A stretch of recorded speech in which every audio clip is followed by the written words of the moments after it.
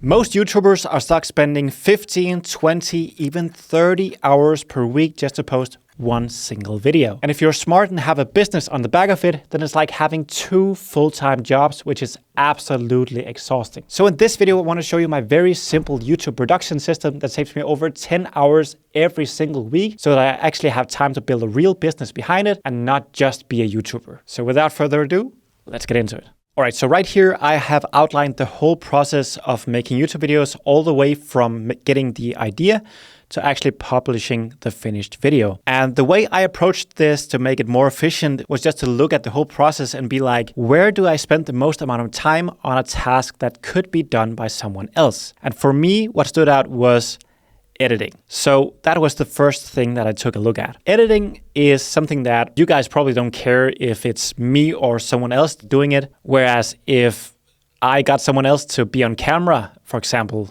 that would be something completely different. You guys would probably think that it's quite weird if someone else was suddenly on camera, whereas you probably wouldn't notice if someone else was editing. And it's also something that I was spending a lot of time on. So I was maybe spending a whole workday, probably even more sometimes. So that's maybe 8 to 10 hours per video. And if I make one video per week, then that's 8 to 10 hours every single week, which is a fourth of my whole work week, which is pretty crazy to think about. So this is by far where I get the most bang for my buck. And the framework I always use to make things more efficient is the framework that says delete, automate, delegate. So we start by saying, is this something that's actually necessary for my business? Is this something that moves the needle in my business? Editing to me is quite important because I'm not just a one-take wonder. I make a lot of mistakes. So if I didn't edit my videos, then it would be horrible to look at. So I can't just go ahead and delete editing, even though it would be awesome to be able to do that, but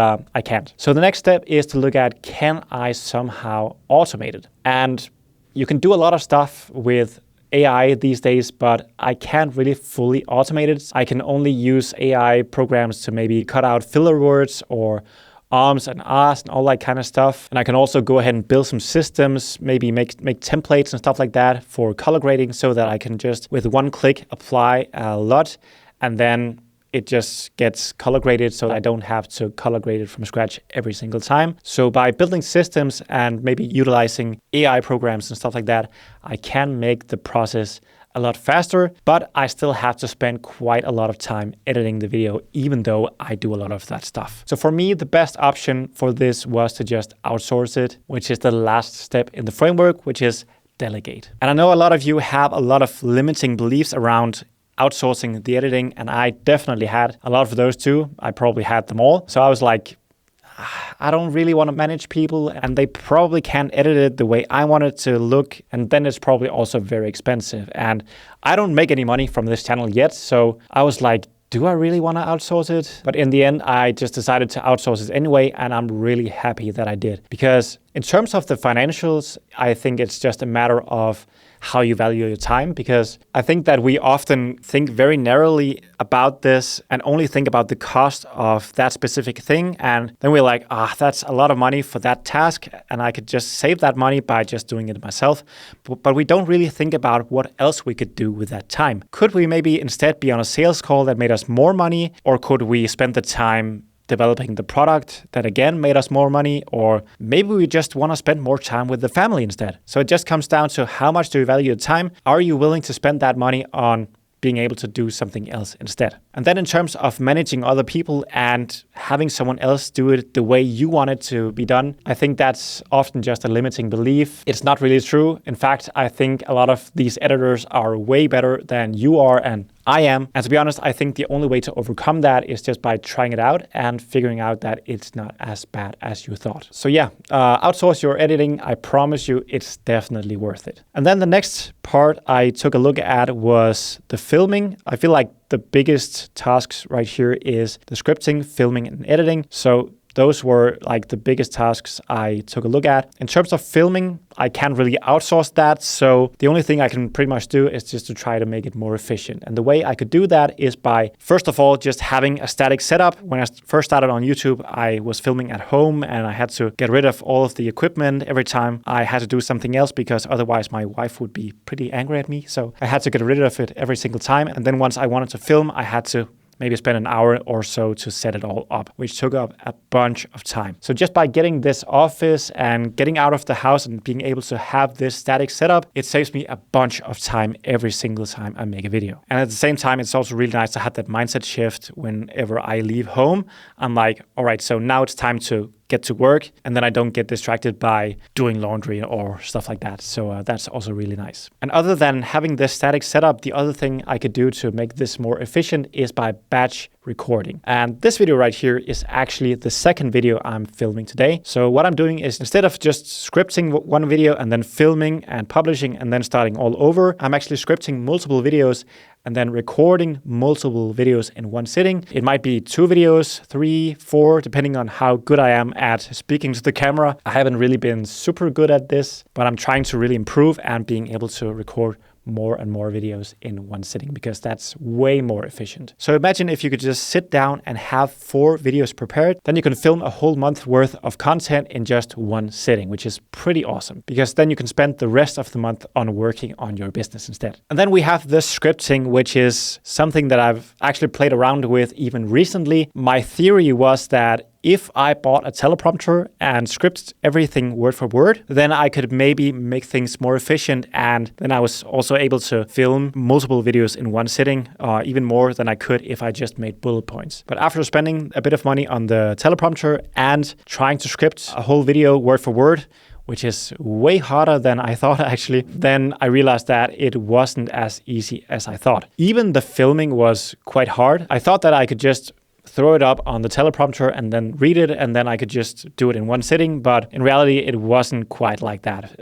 It actually took me way longer to do it like that than it would just doing it from bullet points. Because what happened was I recorded it, and then I was like, that felt really scripted. And then I looked at the recording, and that also felt really scripted and tense, and I just didn't like it. So to me, I just like the bullet point method a lot better. But that's not to say that there are a right and wrong method of doing this, because I think it's just a matter of practice and just figuring out what works the best for you. Because I've seen other creators that do really well with scripting word for word, and I've also seen a bunch of creators that are doing really well with talking from bullet points. So yeah, just pick one and then get some practice, and then you get good at whatever you pick. But yeah, if you take a look at this right here, you can see that this is a video that I tried scripting word for word, and this is just a small part of it. I think there was like 4 or 5 pages more than this, with just a bunch of stuff, which ended up being quite messy. And then my bullet point method looks more like this. So I script the intro and the outro word for word, because that is really important. And then all of the value in between is just bullet points. So to me, that is way simpler. It's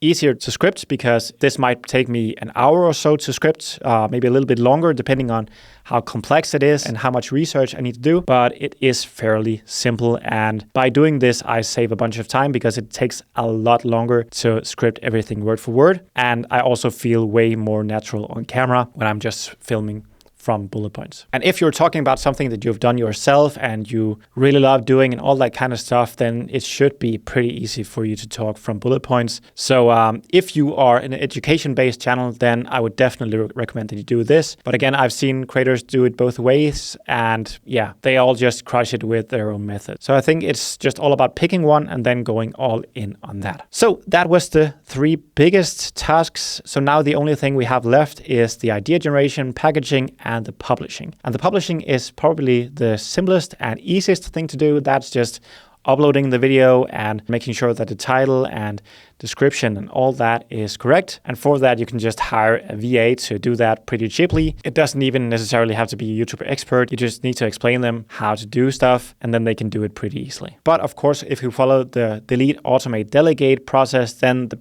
even better thing to do is what I'm actually trying to do right now, which is trying to automate the whole process. So this is something that I haven't quite figured out completely yet, but I'm trying to figure out how to do it. So basically what I'm trying to do is I plan all my videos in Notion, and then once my editor sends back the final video, then I can approve it. And then once it gets approved, then I want to have like a Zapier or Make flow that automatically uploads the video to YouTube. And then it takes all of the information from Notion about title and thumbnail and all that kind of stuff and plug it into YouTube, so that the only thing I have to do is just to choose a date to publish it. And I actually have figured out how to do this with short form content, but I have some trouble with the long form content because the size of the files are a bit too big for Zapier to do it. So I still need to figure out if Make or some other platform can handle bigger files to be able to do that. And I know that it sounds a bit ridiculous to spend that amount of time on trying to automate something that takes maybe 15 minutes or 20 minutes. But to me, automating stuff is really fun, and it's also something that compounds over time. So the more I can automate in my business,